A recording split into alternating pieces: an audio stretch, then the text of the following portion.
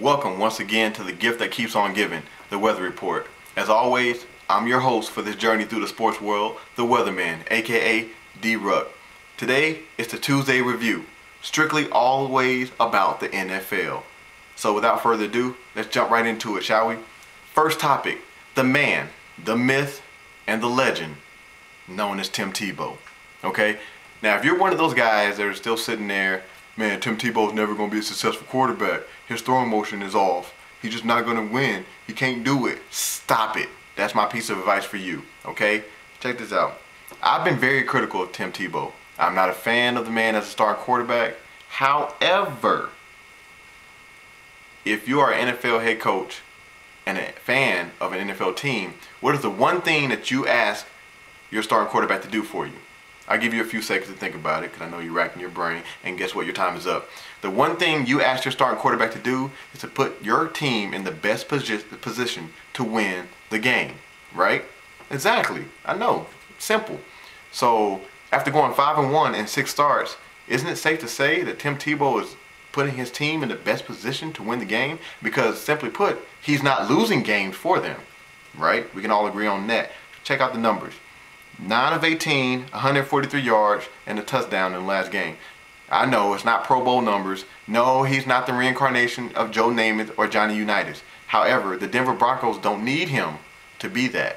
All right? Now, I know what you're going to say, but, you know, he's not putting up good numbers. It doesn't matter. Check it out. When you look under the Denver Broncos, what do you see? You see 2 columns. I'll give you 3. Wins, losses, and that obscure one that very rarely gets filled, ties. All right, Tim Tebow has the number 5 under wins and the number 1 under losses. I don't know anybody who wouldn't take that unless you're the Green Bay Packers, in which case you're going to say we want 6 and 0. Other than that, you got to be happy with those numbers. All right. Now, it's true. Denver's defense deserves a ton of credit because that defense has been stout. All right, it's been up to the challenge in every game. However, the most credit should go to one man, the head coach of the Denver Broncos, John Fox. Okay. I sat here a couple of weeks ago and I said, hey, John Fox, if you're going to start Tim Tebow, that's fine. It's your choice. However, you got to give the man a chance to win. You got to give the man a chance to succeed. You can't put him as your starting quarterback and then say, hey, drop back 30 times a game and throw strikes down the field. He's not going to do it. He's not capable of that right now. So I said, hey, John Fox, you need to tailor your offense to Tim Tebow. And I'm going to take credit for this. All right. He got a hold of my video. He said, man, that Weatherman guy is on to something. So what did he do? He sat back. He tailored his offense to Tim Tebow. Bam, 5-1. I think I need to put on the headsets to become a coach. I'm just saying. So we're going to give the credit to the Denver Broncos defense for being up to the challenge. Tim Tebow for keeping the haters out of his ear and just going out there and performing week after week. And most importantly, we're going to give it to John Fox for having the guts to do what critics said can't be done, which is the option to never win in the NFL. Well, right now, you know, since they installed the option, they're undefeated. You be the judge. I don't know. Next up, teams that have put themselves in bad positions to be in the playoffs. Man, Philadelphia Eagles. I had such high hopes for you at the beginning of the season, and you've let me down and the city of Philadelphia. So until you can put 2 or 3 games together where you actually play a full 4 quarters, you're not going to waste any more of my time here at the Weather Report. So, yeah, you're done. Next up, the New York Giants. You guys, you're in trouble. You're in dire straits, okay? You're 6-5. You're a game behind the surging Dallas Cowboys. And after that mauling and beating you took at the hands of the New Orleans Saints last night, you're on a 3-game losing streak. So, if you're the Giants, you're going to sit back, and if you're Giants fans, you're going to sit back and you're going to say, man, Weatherman, how does my team fix it? How do they right the ship? And I'm going to sit there and I'm going to think, and I'm going to say, man, that's pretty easy. They won't. Sorry. All right, check it out. First half of the schedule for the New York Giants was designed for that team to be off and running, for that team to be successful. Okay? First 10 games, only 2 of them were against teams with a winning record. Okay? The record in those 10 games, 6-4. You can't win in today's NFL if you don't beat the teams you're supposed to beat. All right, the New York Giants have nobody to blame but themselves. They're looking like they're not going to make the playoffs. They're looking like they're going to have a second half collapse. I told you at the beginning of the season they weren't going to make the playoffs. I hate to say I told you so, but check back with me at the end of the season.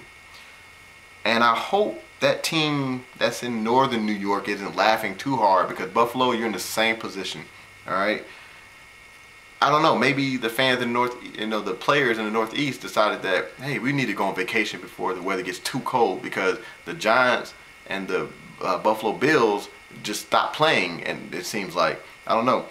The Bills started 4-1, all right, and then they remembered, wait a minute, we're the Buffalo Bills. We're not supposed to be winning like this. And then they started playing that way, all right? Mr. Why So Serious, aka Stevie Johnson, you are a fan favorite. You are one of the favorite players of the Weatherman. However, I gotta take you to task, okay? If you're gonna make fun of Plaxico Burress with your end zone dance, and you're gonna make fun of Santonio Holmes with the jet, and truth be told, I had no problems with the celebration. However, you gotta deliver in crunch time. You have to, okay? You cannot drop a potential game-winning touchdown pass on the last drive, because now the New York Jets are in their locker room and they're laughing at you, and everybody else is saying how tasteless, your touchdown celebration was. Pathetic. Buffalo Bills, you're done too. You can join the Giants and the Eagles on the sidelines. Hey, but look at the bright side. You guys can start preparing for the draft now. Next topic. Why, oh why, oh why is nobody giving love to my NFL Rookie of the Year pick, Andy Dalton? Okay, the young quarterback out of TCU playing for Cincinnati Bengals. Check out, team is 7-4 right now. All right, they're in the thick of the playoff. Matter of fact, if the season ended today, right now, the Cincinnati Bengals would be one of the wild card spots. They're doing this with a rookie quarterback, a rookie wide receiver in AJ Green, and a first-time offensive coordinator. Andy Dalton deserves some love. Give it to him, people. All right? The man has over 2,500 yards passing and 16 touchdowns. That far outweighs what Cam Newton is doing in Carolina. No disrespect and not taking anything away from Cam Newton. The man is playing lights out. However, they're not winning. Andy Dalton is. And like I said earlier, isn't it all about wins and losses? You tell me. Next up is my favorite part of the show on Tuesdays. It's awards time. All right. First award, the Making It Rain Award, goes to the player that came with it this week. I mean, the player that delivered when his team needed it the most. So, plenty of potential winners. However, one man stood out. Chris Johnson, CJ 2K, Tennessee Titans running back. All right, he finally got some blocking from his offensive line. He responded with the best game of the season, 190 yards rushing on 23 carries. But the most impressive part of that to me was his average per rush, which was 8.3. That's almost a first down every time the man touched the ball. That goes without saying that the Tennessee Titans needed that the most. Not only did it lead them to a 23-17 victory over the Tampa Bay Bucks, but more importantly, it kept Tennessee in the thick of the wild card race in the AFC and brought their record to 6-5. Mr. Johnson, we at the Weather Report salute you. Now, when you have a good award, you have to have a bad one, right? The Thunder and No Lightning Award goes to that player that decided to take an off day when the rest of his team was playing. The player who was full of sound and fury, but he signified nothing at the end of the day. And it hurts for me to give this award to this player because I like him so much. But Stevie Johnson, Buffalo Bills wide receiver, you deserve it, okay? Now, granted, you had a good game. 8 catches, 75 yards, touchdown.